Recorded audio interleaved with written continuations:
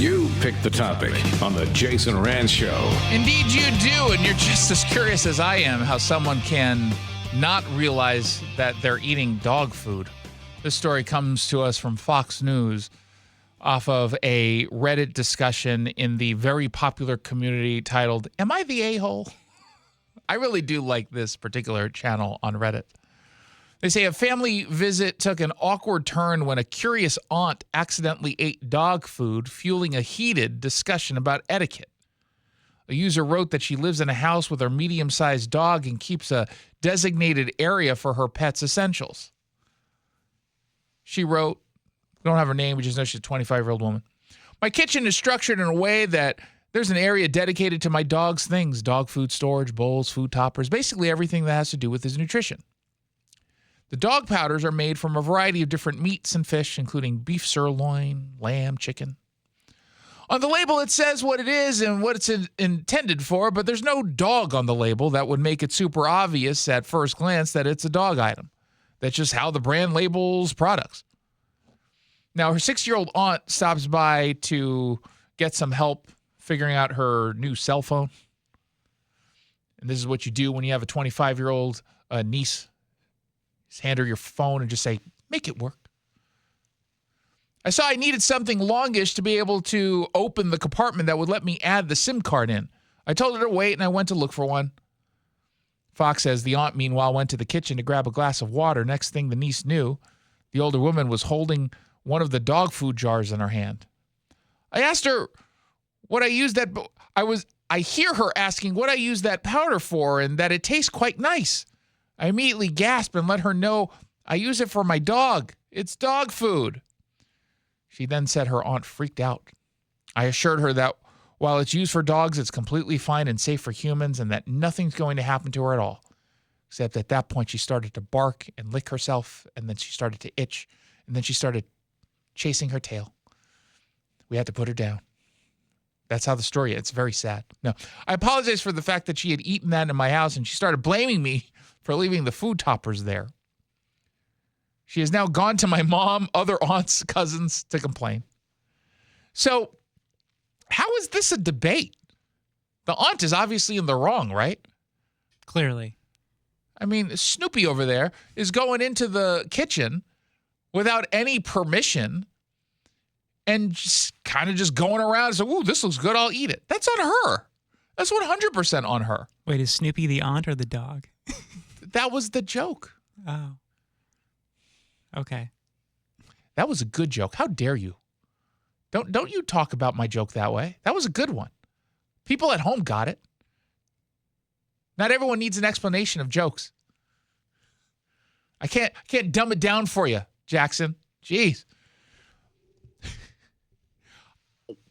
Why are seriously? I'm reading some of the claims from folks who are going after the niece, and I don't quite understand how anyone could say that this is the niece's fault. If you want to go ahead and get angry about, food for dogs that's not clearly labeled food for dogs, okay, I guess. But if you're going into someone else's kitchen and snooping around and just eating what you want without any, permission, aren't you kind of asking for something like this to happen?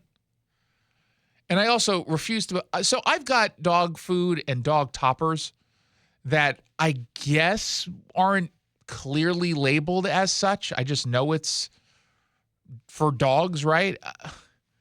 And when so my dog eats, did we talk about this? I adopted a dog last April. Really? Mm-hmm. He's 2.5 years old now. He's a Malinois mix named D'Artagnan. And people call him Dart because they don't know how to say D'Artagnan or understand that name. Kind of annoys me, but okay, fine. So he eats wet food that I get from Just Food for Dogs. And if you're looking at it, it's like the one that he currently eats is ground turkey and whole wheat pasta, like elbow pasta, and some vegetables. I take it out of its plastic container because plastic's bad, and I put it into a food grade container that I keep in my fridge. Now, if you didn't know it was dog food, I think you can look at it and maybe wonder if it's some kind of stew or some sort of stir-fry beef concoction and assume that it's for humans. Now, if someone goes into my fridge and just takes that out and chooses to eat it, that's on them. That's not on me. I would obviously say, no, that's for the dog, dummy. Or if it was you, I'd say, have a bite. The reality is a lot of dog food now, or a lot of dog treats, they're human grade. They're meant for animals, but they're non-toxic to humans. They might not taste great because some of the supplementation that they put in it. And dogs have weird taste, don't they? Like, I'll put desiccated liver on top of it as a topper, but then I'll also put pumpkin powder on it, and he just goes to town on it. That can't taste good to a human, right? But to him, he loves it, or at least he pretends to. That's on the human. How do you not? Have you ever truly looked at dog food and said, I wonder every once in a while, maybe you see a cookie that's a dog biscuit? Yeah, that's about as far as you could go. But that's about it. And I think my dad accidentally ate a dog biscuit once because it looked like a cookie. I guess those like sausages things also kind of look like a little like beef jerky sort of. Yeah, kind of. I can see that too. But that's also kind of a treat. But they have a different smell and consistency, right? It's a little mushier than a human snack. And people, the niece should not have said anything.